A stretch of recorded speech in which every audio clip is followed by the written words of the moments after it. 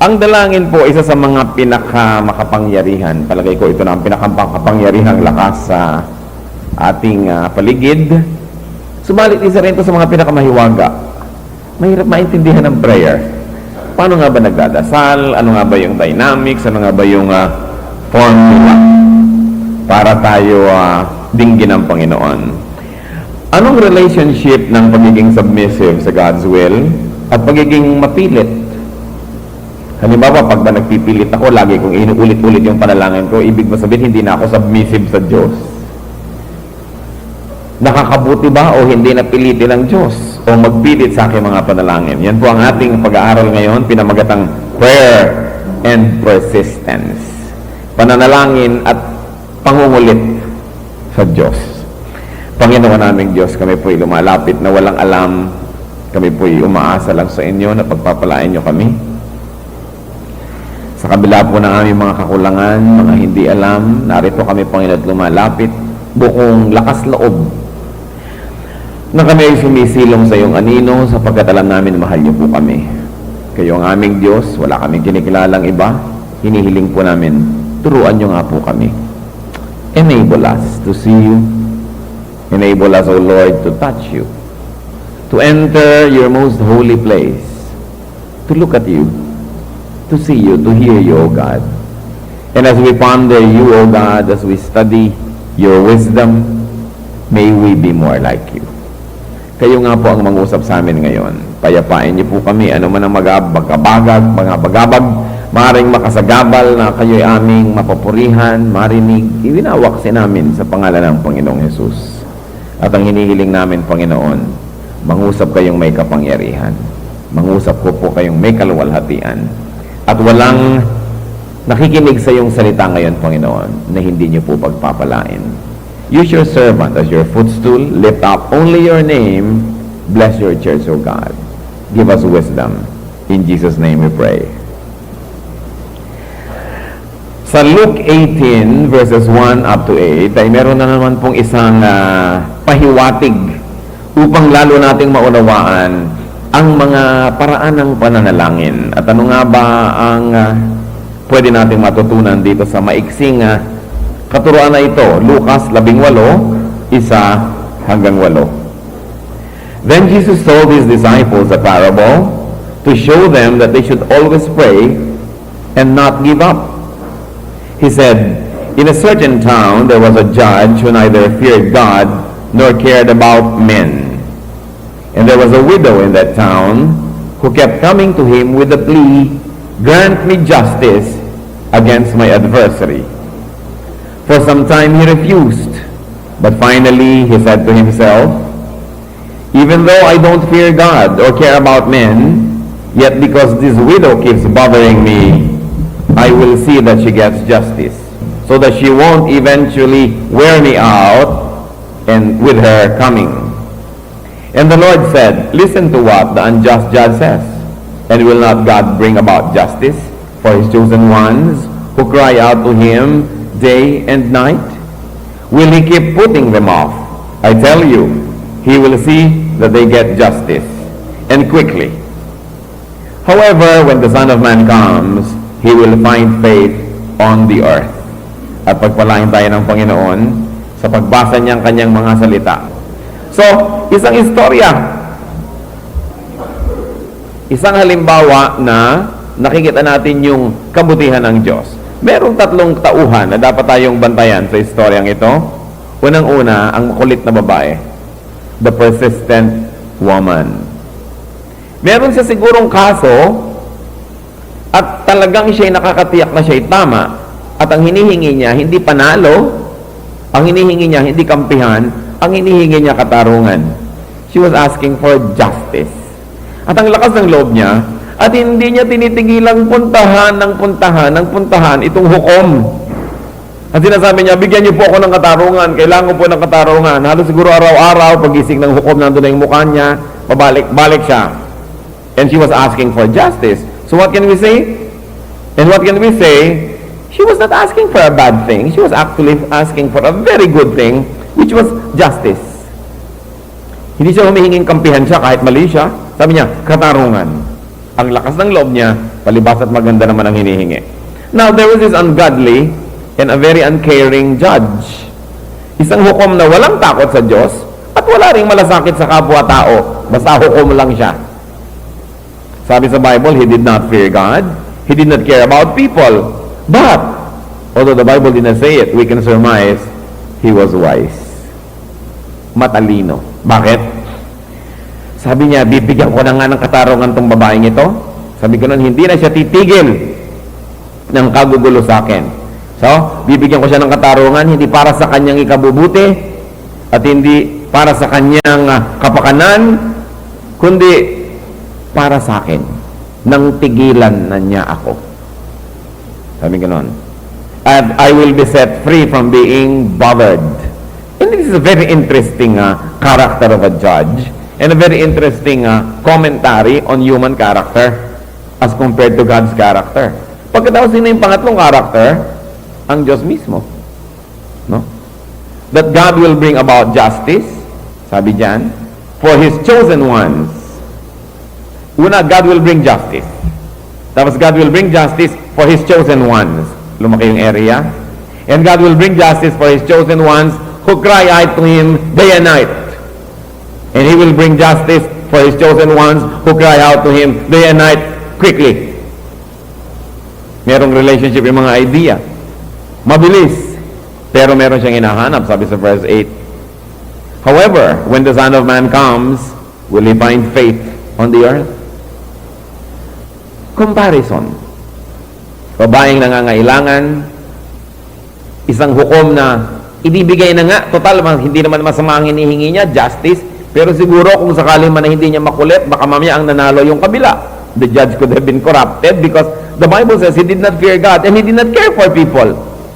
He could have been corrupted, he could have been bribed, maaaring iniban niya at hindi nagkaroon ng katarungan, pero sabi niya, kung hindi man para sa iyo, para sa aking kapakanan, ibibigay ko ng gusto mo at nang matahimik ka. At pagkatapos ngayon, kinompare yung judge in heaven, our God, and although hindi sinabi directly sa verse, nakikita natin mga kapatid, obviously ang gustong sabihin, kung yung judge na hindi maka-Diyos at yung judge na hindi makatao, walang malasakit, nagbigay ng katarungan dun sa humihingi para na lang sa kanyang sariling kapakanan. Yun pa kayang Diyos na Diyos, hindi na natin sabihin maka-Diyos ang Diyos, no? Siya ang Diyos. Yung pa kayang Diyos na mapagmalasakit, yung pa kayang Diyos na mabait, ang hindi magbigay ng katarungan dun sa humihingi. Kaya ang ganda ng katotohanan dito na ipinapakita, pero mayroon siyang hinahanap, pananampalataya. Faith. So, sige, kung yung walang kwentang judge, nagbigay ng justice para sa sariling kapakanan, ito pa kayang Diyos na hindi makasarili at makatao at mapagmahal ang hindi magbigay. Kaya lang, kung tingnan naman kaya niya yung mga humihingi, may matagpuan naman kaya siyang pananampalataya. Faith that is pleasing to God. What is faith that is pleasing to God? What is asking that you say, I ask in faith? Meaning, hindi lang ako basta naniniwala. Meaning sabihin, faith. Faith that God is good, faith that God is just, faith that God is loving, faith that God will give good things to His people. Yung pinagsama-sama na yon. Pag sinabi po natin na ang isang panalangin na meron talagang faith, unang-una, it is asking for the right things. Kaya lang ang tanong ko minsan, ano ba yung right thing? Kung minsan hindi natin alam, ano bang hihingin ko? Humaba ang buhay? O umiksi ang buhay ng aking biyanan? Yung malaman, kaya talaga ang mabuti rito. Di ba? Ano kaya ang ipapanalangin ko? Balikan pa ako ng asawa ko? O hindi na. Kasi may mga tao, pag bumalik, ay bumalik pa. Ito na naman ang problema ko. Ano kaya talaga ang ipapanalangin ko? Dito ba mag-aaral ang anak ko? O doon? In this case, the choice is no longer between bad and good, but between good and better. At pagkatapos, between better and best, ang hirap ding pumili. Merong isang dalaga, maraming manliligaw, pare-parehong may mga asset. Alin dito yung better? Alin dito yung best? Sino ang ipapanalangin ko rito? Mahirap mag-decide.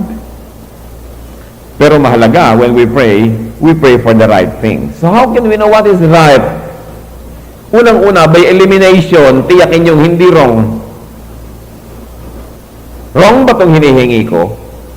So pag sinabi yung wala naman ako makitang wrong, then right na siguro yon by elimination. Pangalawa, by biblical confirmation. Tingnan nyo sa scripture. At alangan naman tuwing magdadasal kayo tihingi, doon pa kayo magbabasa ng Biblia para nyo malaman lamang kung okay ba. Kaya dapat basa ka na ng basa para pag kailangan mo na impormasyon, binubunot mo na lang sa library of your mind. Kaya mahalaga, lagi ka nag-aaral, lagi ka umate ng Bible study, lagi ka nakikinig, so that when an emergency decision has to be made, you don't have to spend a lot of time just trying to make research. Nandun na, alam na natin. So, first, eliminate if it's not wrong. 2, see if the Bible confirms it. Di nagbabawal ba? Itinuturo ba ng Bible? Diba? May mga bagay kasing bawal na bawal, pinagbabawal talaga. Meron naman na tahimik lang ang Bible, so medyo neutral. At meron talagang sinasabi sa'yo, itong hingin mo, itong mabuti sa'yo. Kaya meron talagang papalapit dun sa perfect will of God ng mga klase ng prayer. So you ask for the right thing. Ano pa? Ask persistently. Alam niyo ba na hanggang ngayon ay hindi ko maunawaan kung bakit kailangan persistent? Pero huwag yun ang unawain. Nakalagay sa Bible persistent. Di sige. Hindi naman natin kailangan maunawaan ng lahat ng batas para natin sundin. Hindi naman natin kailangan maunawaan ng lahat ng patakaran para ka sumunod. At merong mga patakaran na kuminsan, sabi ko, bakit ganun? Persistent. But you know why, as we ponder this, pag mapili tayo sa paghingi, merong mga pinagmumulan yan sa ating kalooban. Ano, una? Panatagang yung loob sa Diyos. Palagayang yung loob. Alam nyo yung mga palagay at alam nyo yung hindi Halimbawa, may nagsabi sa akin, pwede mo ba akong bigyan ng ganyan? Narinig kong minsan, tapos hindi na niya inulit.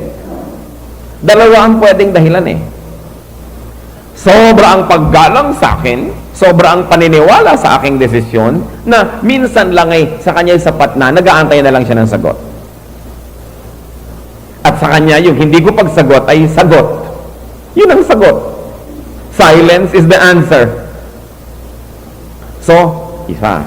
Meron naman, sapagkat hindi lapat ang loob sa akin, minsang sinabi, ayaw nang ulitin dahil nahihiya na, o kaya ay nag-aalangan kung ganun ba ako kabuti para siya pagbigyan, o kaya ay nag-iisip, baka pag inulit, kagalitan ko siya, bariling ko siya, magalit ako sa kanya.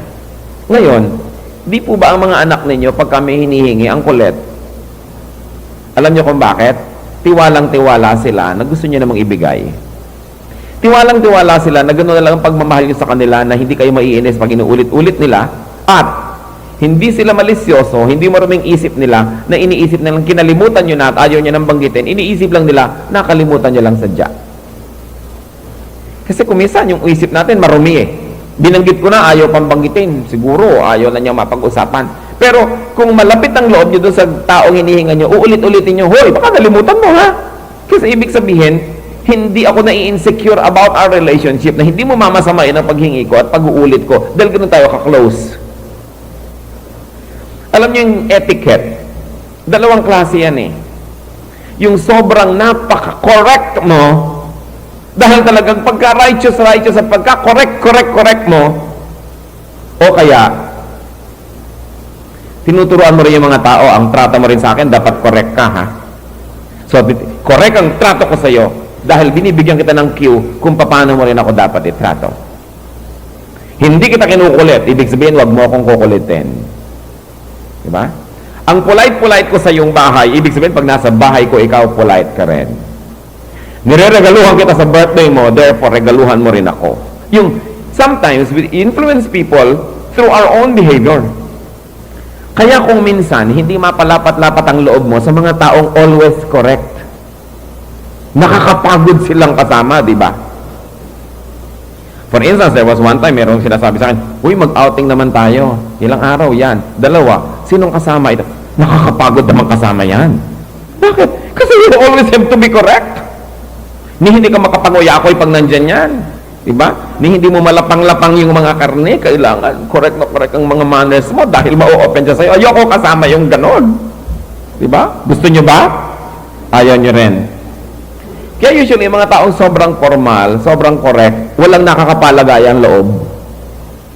Walang lumalapat sa kanila. Kasi kita mong sila rin, because of their high level of etiquette, alam mo rin hindi sila lapat sa'yo. Kaya sila ganon.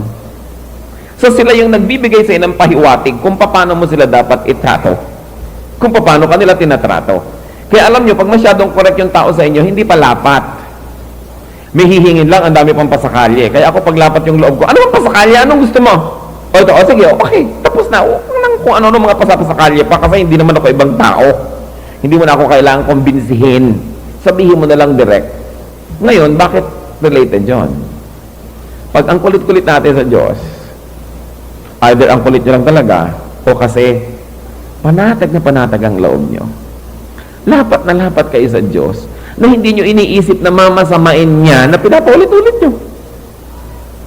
Tulad ng isang batang anak na nagtitiwala na hindi niya isiping mamasamain ng magulang na ang kulit-kulit niya. At aminin nyo na mga magulang, maraming hiling ang inyong anak na kung hindi sila makulit, malilimutan nyo na. Although ang Diyos naman hindi nakakalimot, iba siya. Pero ewan ko kung bakit gusto niya yung persistent. Binasa naman natin ang verse, di ba? Nakita ng mata nyo.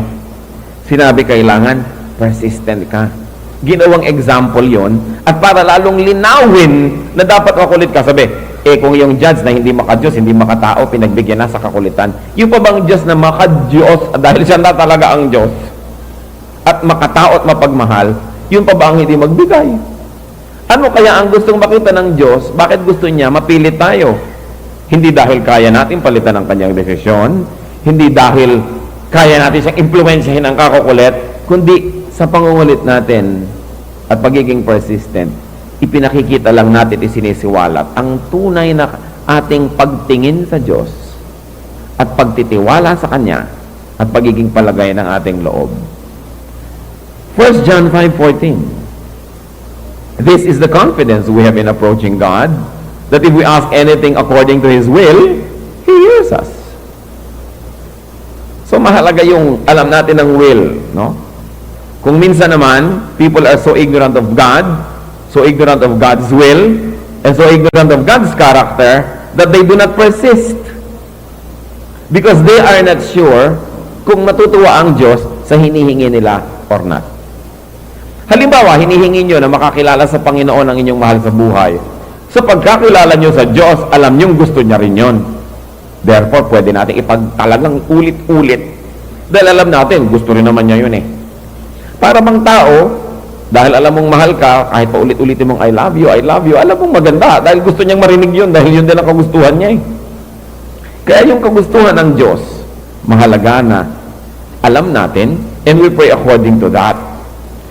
Ngayon, meron namang mga faith. Faith pa rin ang pinag-uusapan natin, right?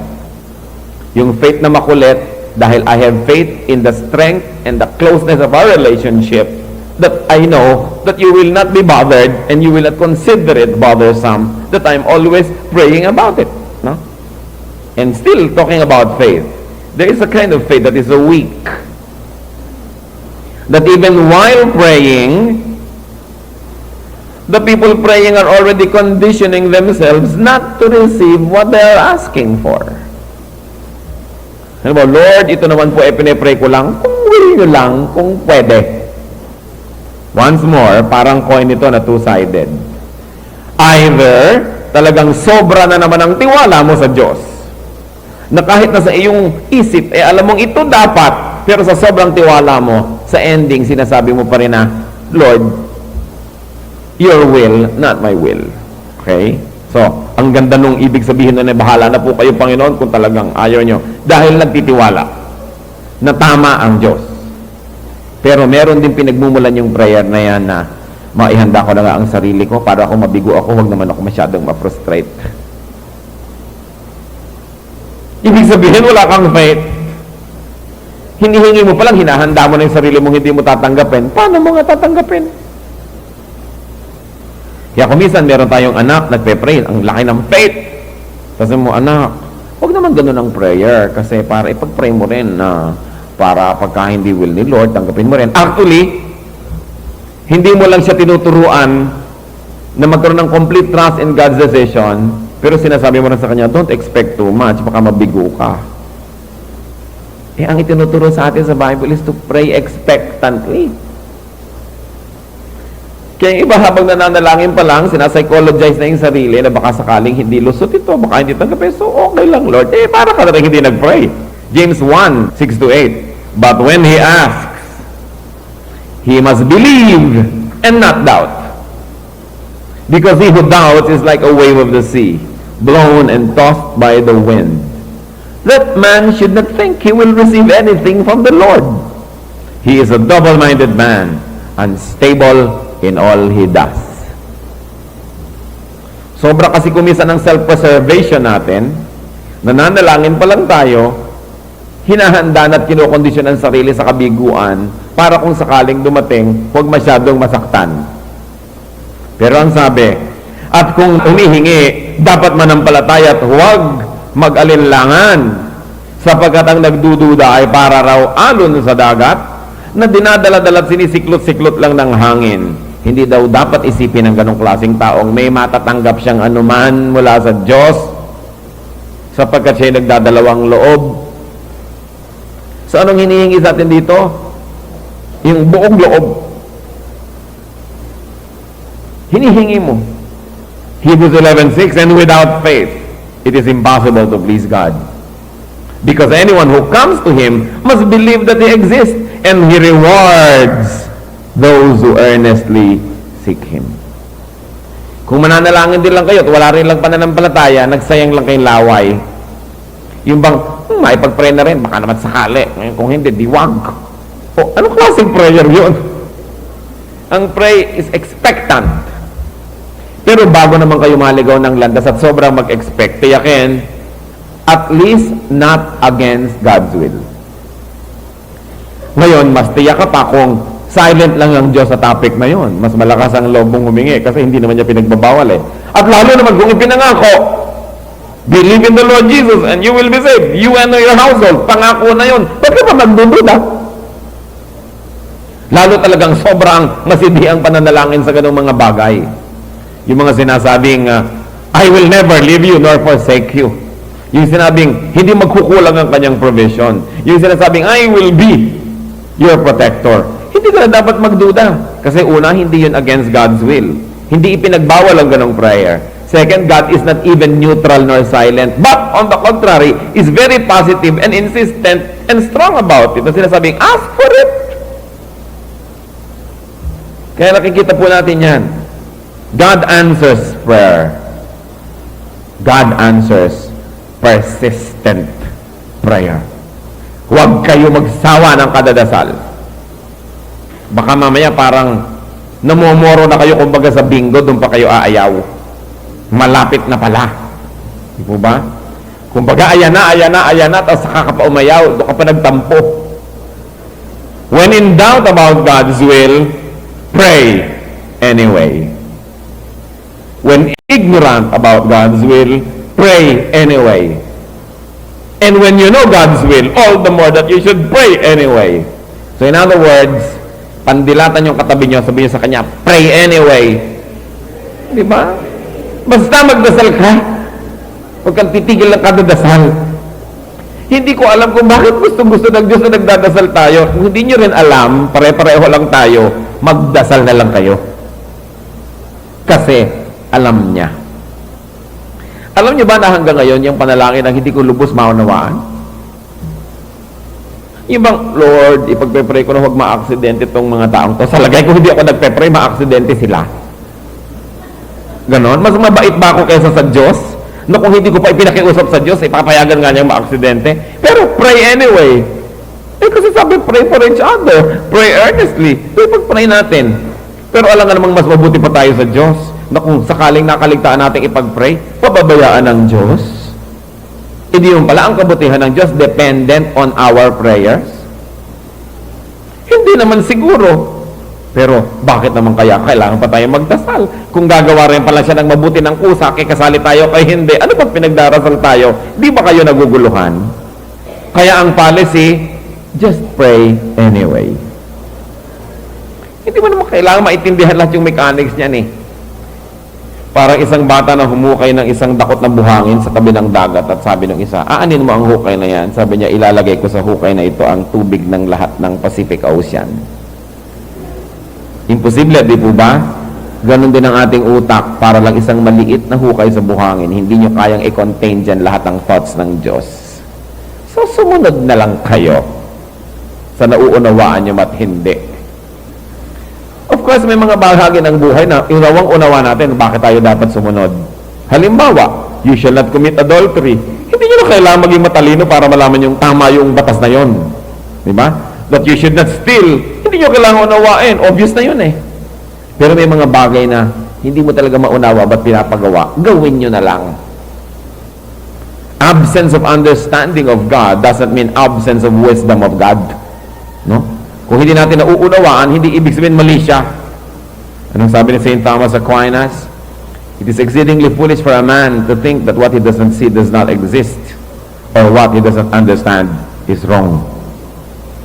Kaya manalangin, manalangin, manalangin. Isa pang example, Luke 11, 5 up to 9. Ang Panginoon na naman, nagtuturo, nagbibigay na naman ng illustration. Then he said to them, suppose one of you has a friend, and he goes to him at midnight and says, friend, lend me 3 loaves of bread, because a friend of mine on a journey has come to me, and I have nothing to set before him.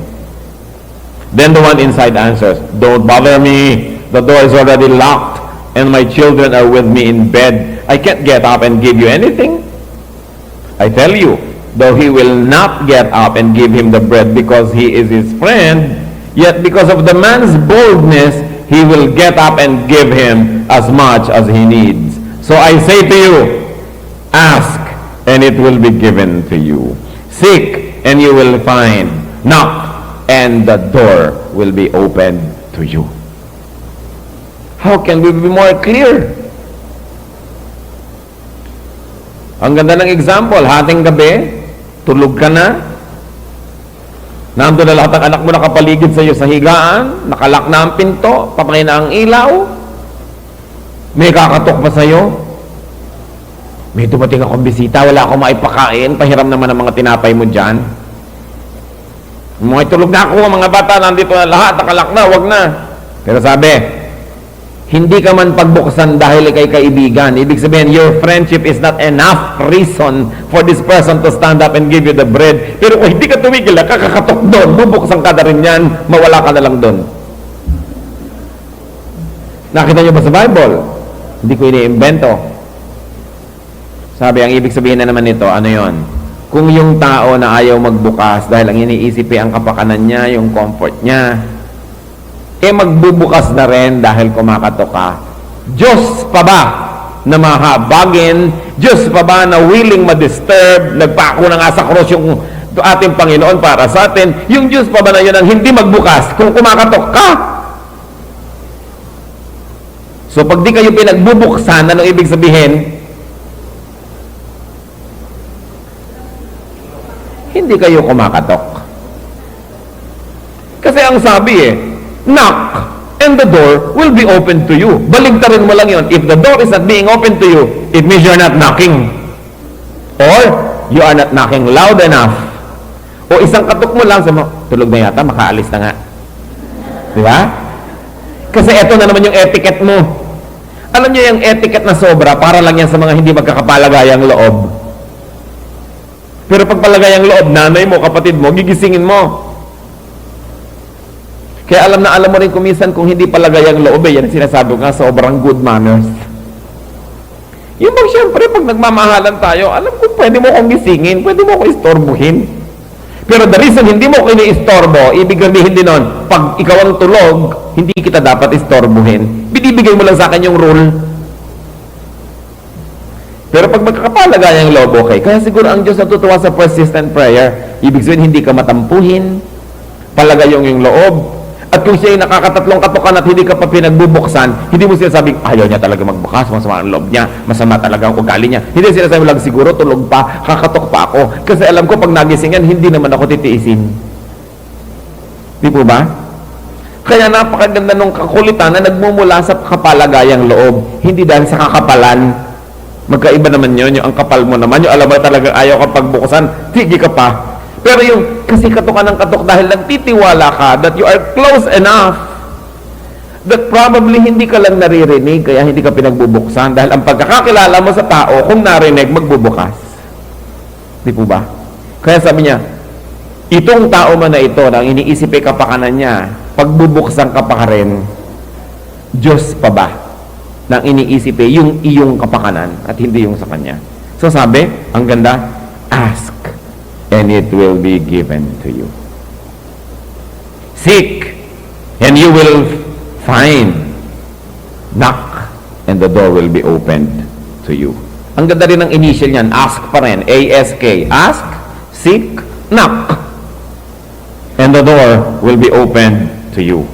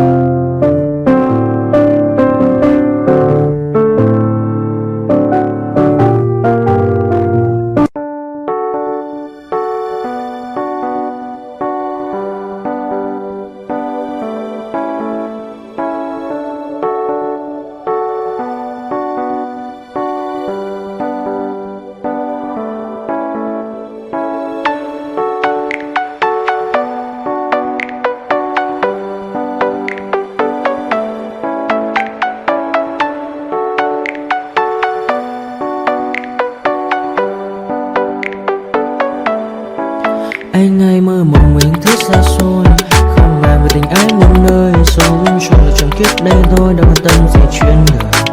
Thế mà lại năm tương tư ông tầm ba mũi xa tơ, đêm nằm trộm nhớ mơ mơ về ai. Thì ra anh yêu rồi, từ ánh mắt nụ cười, từ đôi môi gọi mưa sao xuyên lòng anh. Thì ra mê em rồi, ngày hay đêm ôm lời, chỉ nghe đến em thôi, đó là do anh đã yêu rồi, anh đã yêu rồi, anh đã yêu rồi. Anh đã yêu rồi, anh đã yêu rồi, anh đã yêu em mất rồi.